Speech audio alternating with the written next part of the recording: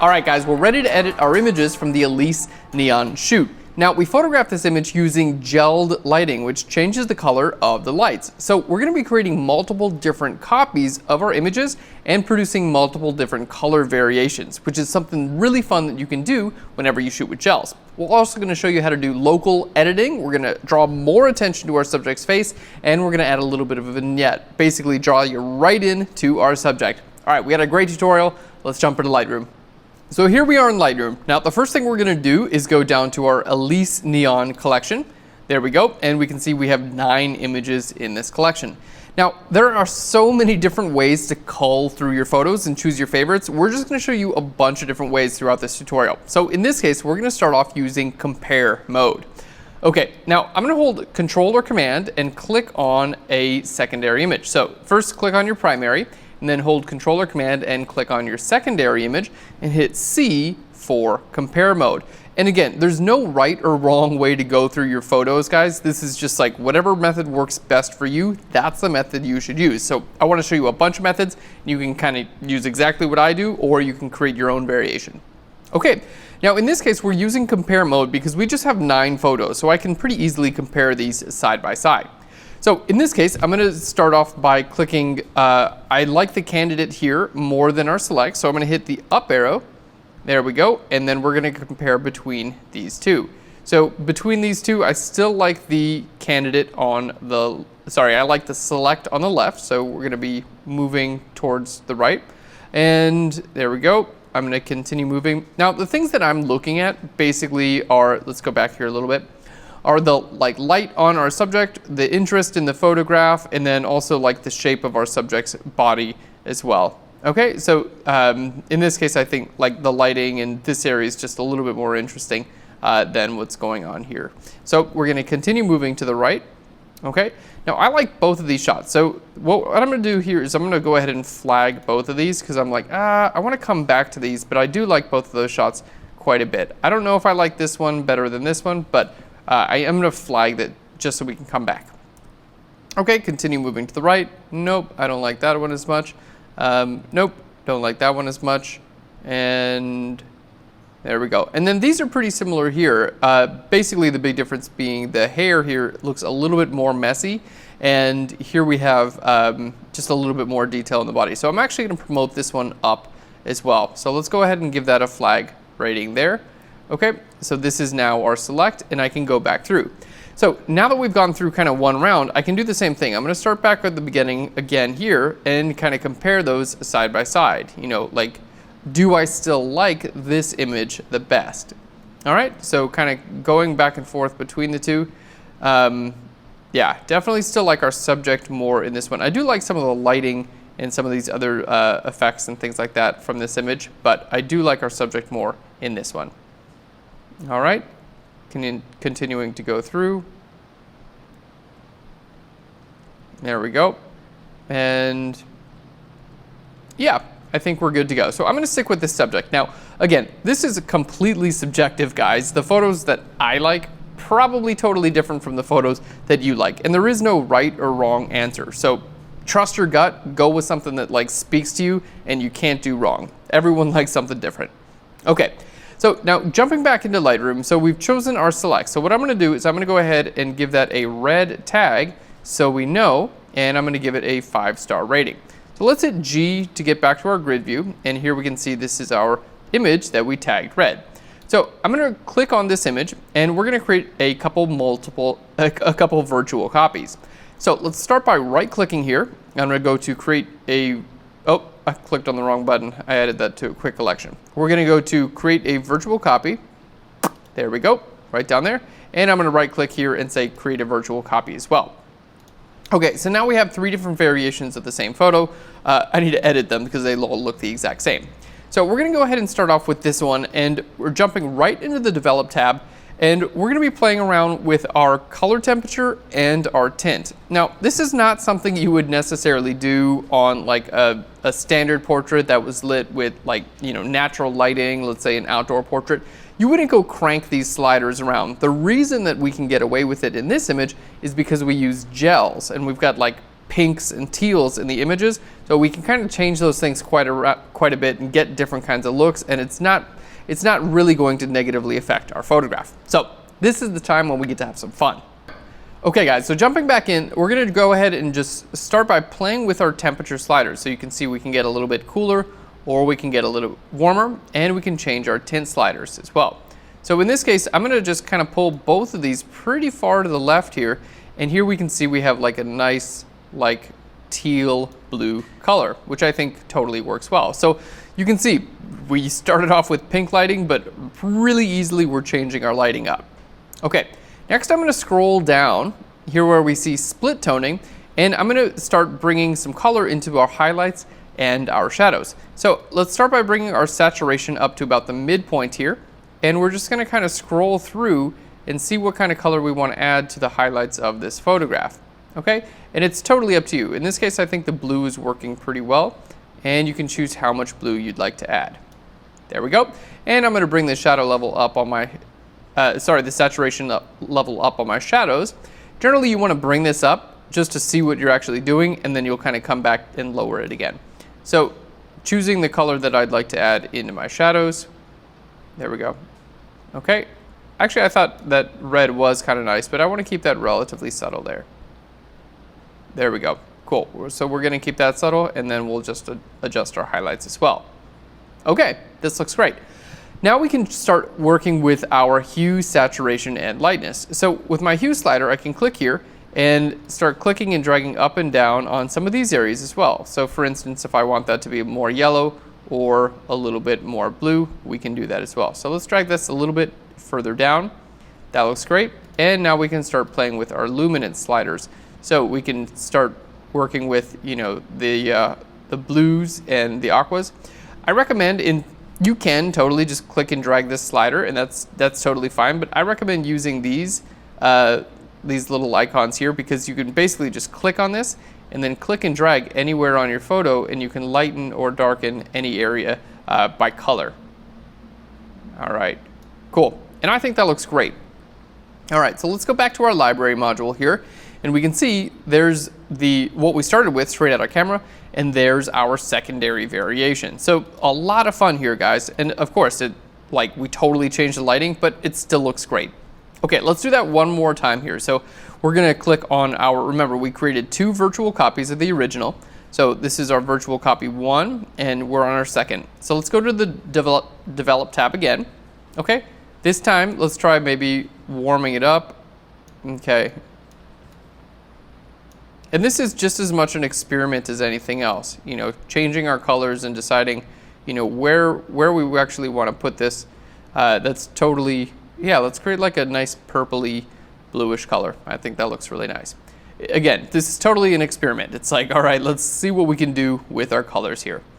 All right, we'll do some split toning, adding some colors to our highlights and our shadows. All right, in this case, I think a little bit of green is kind of nice. And our shadow level will bring up the saturation. All right, and I kind of like this blue color here too. So this one's turning out way more blue than the other one. So you can see here, this turned out a little bit more on the green side, and here it's a little bit more on the blue side. And I like both of these variations. There's really no right or wrong, guys. All right, let's click on our luminance slider and just kind of bring up our luminance there. All right. And then we can click on our hue slider, and I can change the hue of like skin tone, for instance. We can just make it a little bit more orange, just kind of warm it up a little bit. And there we go. Let's pull that down a little bit. So if it looks like I'm just kind of playing around, it's because I really am, you know. It's like, that's the whole point of this, is like, let's get a couple of different variations of your photograph, and then you can, you know, you can publish these as variations, or you can choose your favorite afterwards. Okay, so I like those variations. Let's go back to our library.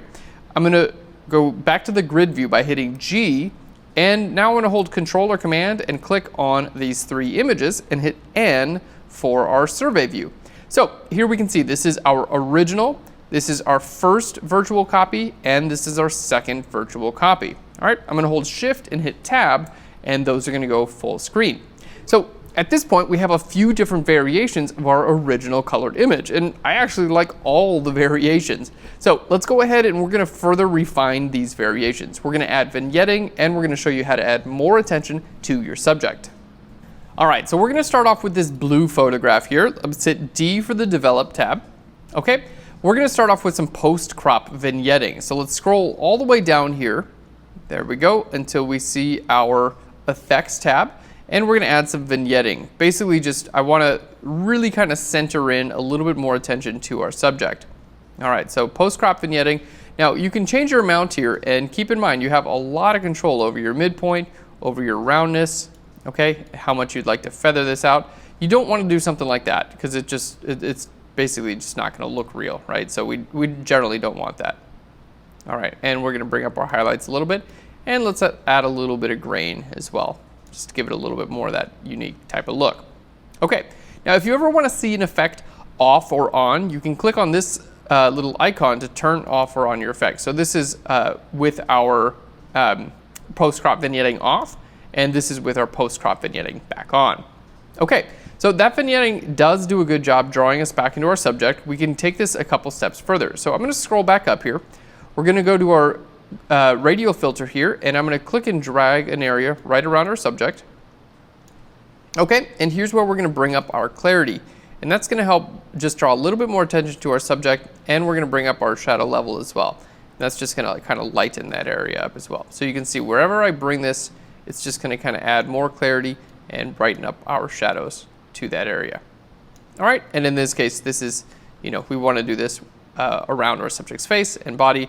And this outfit that she's wearing is really actually pretty detailed, which is kind of nice. So I'm going to bring up our sharpness as well, and that's just going to add, anytime you have a really nicely detailed area like that with a lot of like sparkles or highlights and shadows, that type of texture really lends itself to adding a little bit of clarity and a little bit of sharpness as well.